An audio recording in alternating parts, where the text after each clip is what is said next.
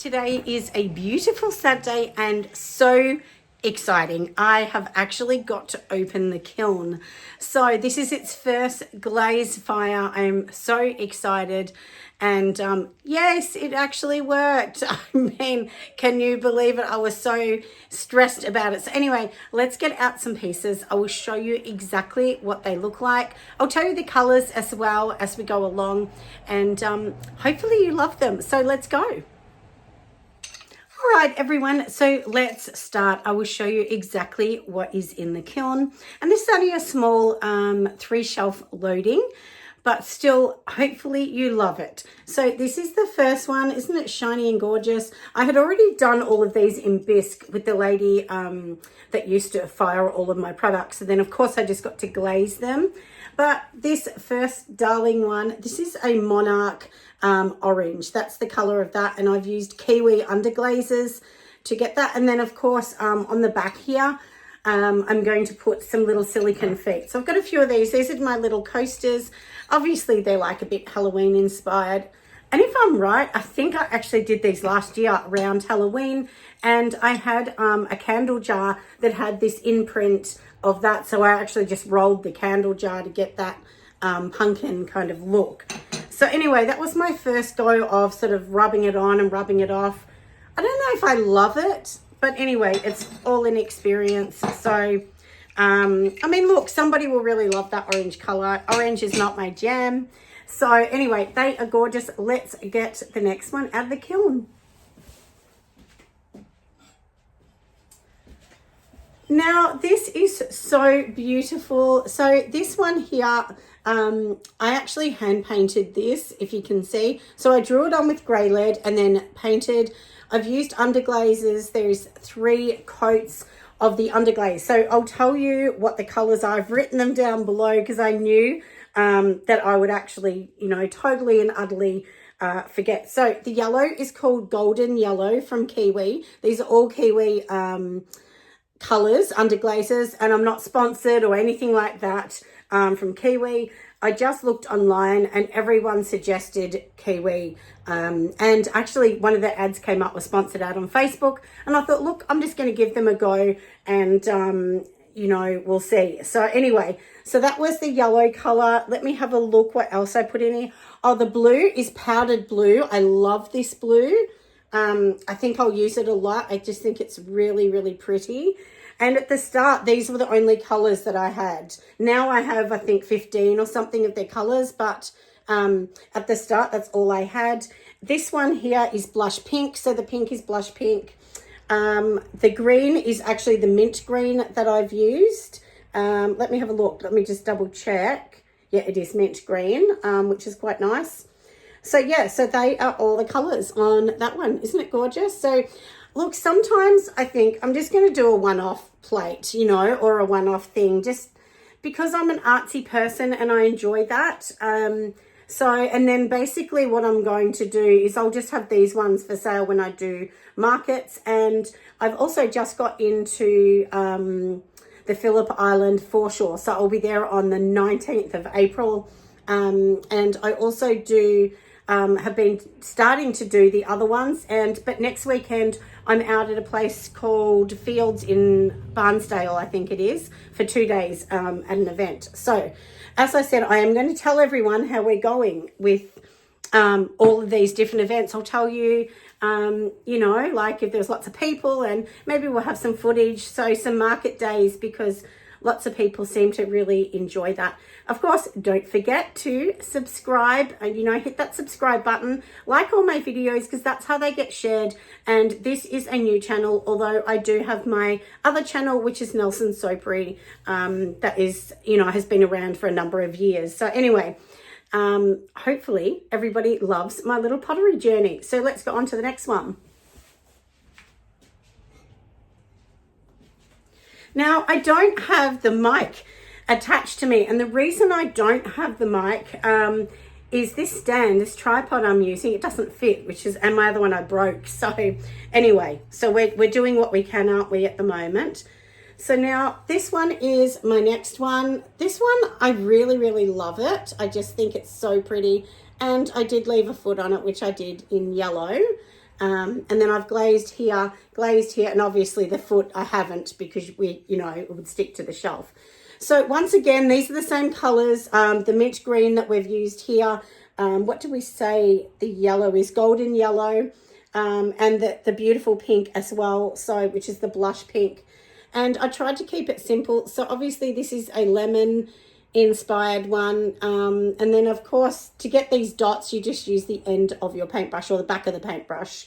And I remember, this shows my age, but in 1993, there was actually a course showing us how to use the end of a paintbrush to even paint flowers. So, yeah, which I did. So I did 3 years of those courses. And I don't know whether you can see, but it has a light speckle in the white, which I added in the white. So I keep saying magnesium speckle, but that's probably wrong. But anyway, they are those two. Let's get the next one.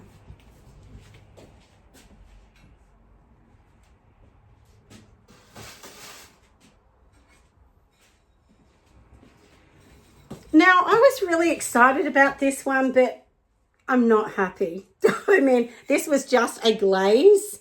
Look, it looks fine. It's just a green glaze, but I have used 2 different glazes. And obviously the glaze on the bottom, I should have added more. Although I think I did do 3 coats, I did 3 thin ones. And if you can see, it's a little bit transparent.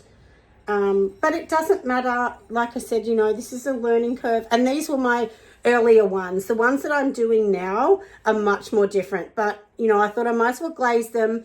And this is a really cute, you could use this in the oven, obviously. And it would be perfect to, make a little mini quiche or something. So it's only a small one. So I'm going to say it's maybe 12 centimeters by 12. So I've only got one of these. And the colors I'm using are the Kesco Walker's glazes. And the reason I use those is my local store, which is Walker's Ceramics. They actually had those and they're Australian made. So I thought, if I can use Australian made at the start, that would be great. I will also venture into some American glazes that have more movement, because obviously these don't have a lot of movement. You can see the line here of the green, and I was hoping that would move a bit, but clearly it's not moving. So anyway, the green that I have used is the Drake, what's it called? Drake Neck Green, the dark one, and the light one, which you can see in the middle, that's mint green gloss. So that's what it looks like. And I made this, I actually made my own mold for this one. So I can't give you one where you get it. And then I actually poured it in. So this was a slip cast mold. And the only thing I think is it's not sharp, but it is a little bit kind of sharp on the edge. So maybe next time if I do this mold again, I will make sure I'm, filing the edges down a little bit as well. So that's for that. Let's find the next one that we've been doing. And like I said, these are all older ones that I already had. And I just thought, look, let's just go and have a little look at them, see how they're going. And, we'll just try the ones that I'd already made previously at the very start, which was last year. And we'll just fire these ones up. But obviously the next ones are going to be more my turtles and things like that. So anyway, like I said, let's try the next shelf.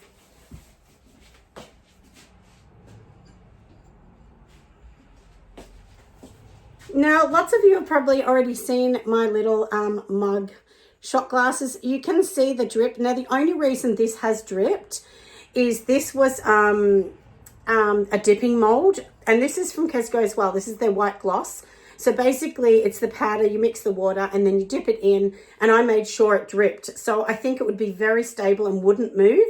And this one here, which you can see this messy kind of look, this is meant to be a salted caramel, but I mixed it, but I don't think I mixed it well enough in between. So that's what this one's going to look like. And they're all unique, aren't they? So anyway, that's a little shot mug, which is tiny and cute. Now, my daughter Annie did this one. I actually had some coasters and she wanted to paint. She painted it with a toothpick, can you believe it, to get those fine colours. And she just said, look, somebody will like it. And I mean, it's very crazy colour, but I mean, it's quite pretty.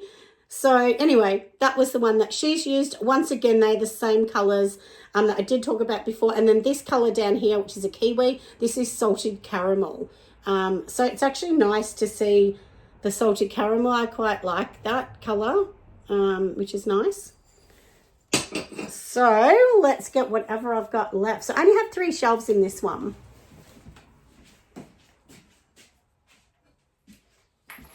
And we'll take these out. These are the furniture for the shelf. So for anyone that doesn't know.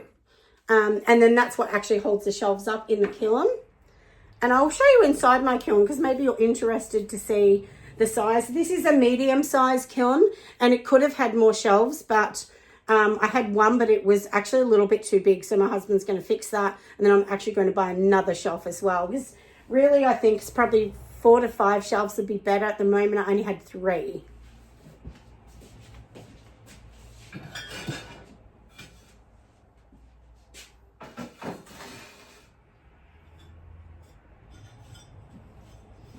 All right, now these are the last 2 pieces. Like I said, it's very small run, this one. Once again, this is the green with the net grey. I really don't like it. You can see it doesn't move at all. It definitely needed a glaze that was more of a mover in between, like one of the, you know, the blush, the fluxes. One of the fluxes would have been nice to kind of move those colours a little bit. But anyway, like I said, somebody will like it. I'm going to put some little feet on it, and it's a nice little trinkety kind of dish. And that's the thing, even though we might go, gosh, I really don't love that. Often you see someone else and then they pick it up and they love it. They think it's beautiful. So, you know, it's kind of, beauty is in the eye of the beholder, isn't it? So, you know, we just don't know. Now, this is one of my other ones. I've got 2 more of these, but they're not fired yet. So this is another one that I hand painted. Once again, you know, we've got the beautiful pink, the blue and the green. I tried to keep these to limited colours so they didn't look crazy. And I've hand painted 3, you know, 3 different coats, sorry, of kiwi on here. So the kiwi glazes, underglazes. So, and then I've just gone over the top, obviously, with a clear glaze. So the clear glaze, I'll show you what I'm using. So this is the clear glaze one that I'm using. Once again, it's from Walker's, and I can't remember. I think this might have been $40, like $39.95 or something like that. So when you're doing your pricing, you really do need to understand how much. And what I actually did is I put this on the scale. I painted whatever I needed, and then I could work out what it actually even cost in glaze. And if you've got an app for your electricity, which I do, so the first firing that we actually did in this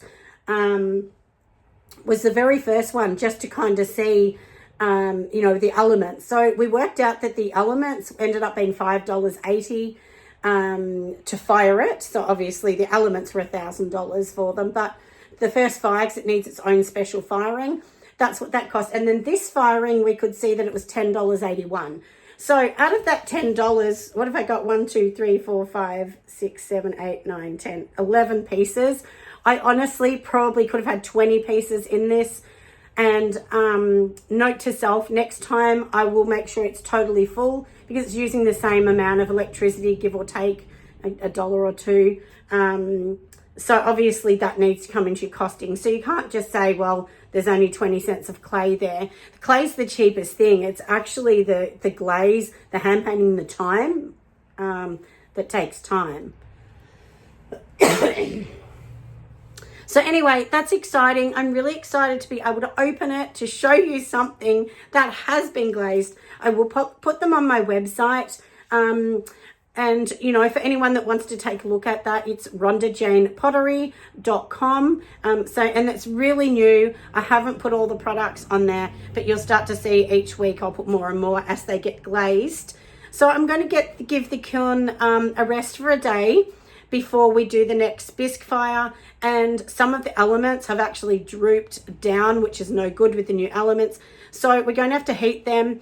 My husband will do that. He's actually an electronics engineer. So he will actually do that, put them back in, and then we have actually saved these little bricks that go in the kiln, and we're going to actually insert them in and concrete them in with special concrete. You need kiln concrete.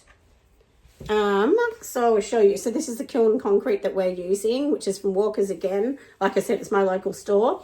And then from that, we're going to put those bricks in, and then that kind of serves as a bit of a pin, you know, for this particular kiln, because you can't put the pins in. You can put these little triangle pin spaces in, but this is an older kiln, so I just don't think it's really going to work for this one. But anyway, we do have those other pieces, and now I know why the last lady had concreted them in. She actually concreted in places, so obviously the elements, you know, sort of fell out a little. So anyway, and I'll show you how bad the elements fell out in the first firing. But the reason too that they fell out is when I got them, even though I gave exact measurements, they sent me the elements that were 5 centimeters too big, so we had to alter the element. So anyway, you know, luckily my husband's an engineer, and that was a bit of a headache.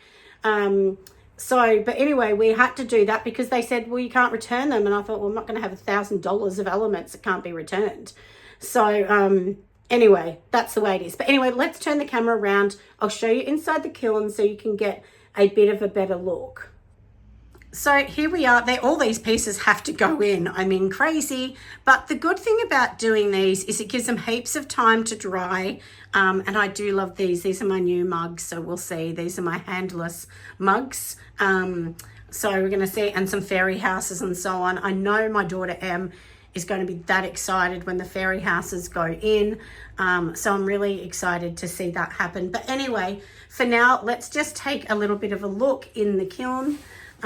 So this is the kiln, this is the shelves that we were just using. And can you see the elements, how badly they drooped? This is only one fire. And you can't just force these back in because, you know, like they're wire, if you can see. So you need to heat them up, which will soften them. And then we'll put them back in, and we will do all the other things that we need to do. Like, you just wouldn't want to force this at all. So otherwise they'll just snap and then they're no good. So anyway, that's what we're doing, everybody, on here. And of course, this is how you sort of set everything up to make sure it all fires. But you can see I could have easily had more shelves, but I just sort of went with what I went. I didn't want to overpack it. It's first go. I wanted just to see if it actually worked. And honestly, I am so excited that it worked. Oh, and I'll give you a glimpse of my next ones. These are ready to go in next. These are my fairy bread trinket trays. So I'll be so excited when they actually go in. But anyway, for now, thanks for watching, my friends, and I'm going to see you on the next one. Bye.